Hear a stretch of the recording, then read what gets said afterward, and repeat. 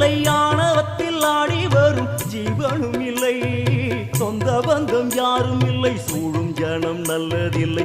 உன்னை என்று இவ்வுலகில் வல்லதொரு தெய்வம் இல்லை. தடுமாறி திருக்கோயில் வந்தேன் அம்மா, அம்மா ஜெகதீஸ்வரி, உந்தன் குழந்தை என்னை ஆதரி.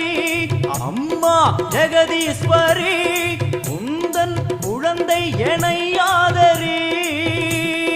நீ வந்து தாயாக என்னை தாங்கணும், உன் மடி மீது தலை வைத்து நான் ஏங்கணும்.